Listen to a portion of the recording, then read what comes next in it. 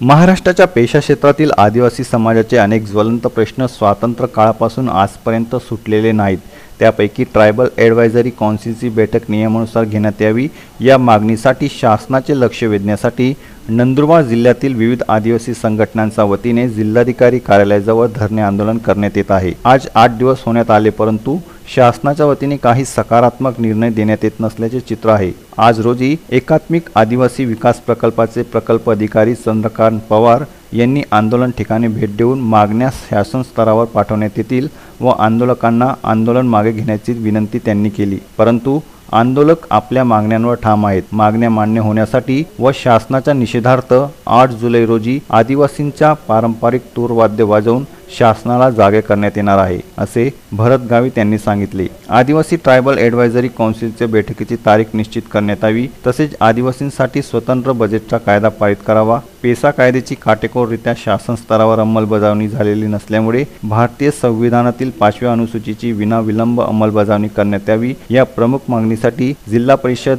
सदस्य भरत गावित यांच्या नेतृत्वाखाली हे धरणे आंदोलन सुरू आहे। या आंदोलनाला जिल्ह्यातील जवळपास 15 आदिवासी संघटनांनी पाठिंबा दर्शवला आहे। यावेळी केटी गावित, हिरामन पाडवी यासह आंदोलक उपस्थित होते। गेल्या 28 तारखेपासून 28 जूनपासून आम्ही हे धरणे आंदोलन हे सामाजिकरित्या ज्या आमच्या मागण्या आहेत, ज्या विविध अडचणी आहेत, त्या अडचणी सुटल्या पाहिजेत समाजाच्या, आणि त्या अनुषंगाने आम्ही सर्व आदिवासी बांधव हे या ठिकाणी माननीय जिल्हाधिकारी कार्यालयासमोर बसलेलो आहोत, उपोषणासाठी बसलेलो आहोत आणि शासनाकडून आम्हाला सकारात्मक भूमिका हवी आहे।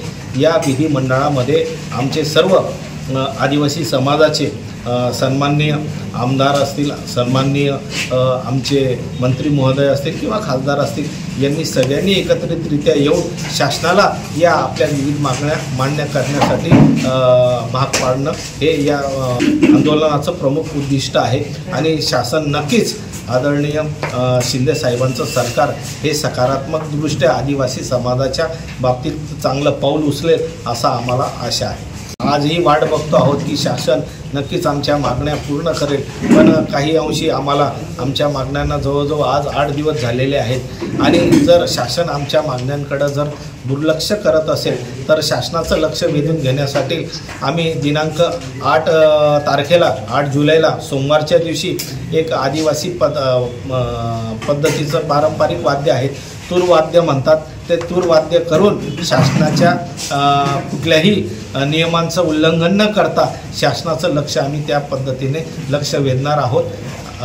ज्या दिवशी आम्ही शासनाला विनंती करू तूर वाजवून माध्यमातून की आमच्या मागण्या तुम्ही मान्य करा। श्री भरतभाऊ गावित आणि आदिवासी संघटना या ज्या त्यांच्या मागण्या आहेत, या मागण्यांसाठी आम्ही शासन स्तरावर पाठपुरावा करत आहोत। बहुतांशी मागण्या ह्या धोरणात्मक बाबी आणि शासन स्तरावरील असल्यामुळे निश्चितच याची दखल शासन स्तरावर घेतली जाईल। त्या अनुषंगाने शासनाला पत्रव्यवहार केला जाईल आणि ज्या मागण्या प्रकल्प कार्यालयाच्या स्तरावर आहेत की जसं PRTC पोलीस प्रशिक्षण केंद्र जे आहे आदिवासी लोकांसाठी सुरू करण्यात यावं, तर ती मागणी जी आहे त्या मागणीच्या अनुषंगाने आम्ही एप्रिल महिन्यातच पत्रव्यवहार केलेला आहे आणि लवकरात लवकर ते पोलीस प्रशिक्षण सुरू करण्याचा आदिवासी विकास विभागाचा मानस आहे।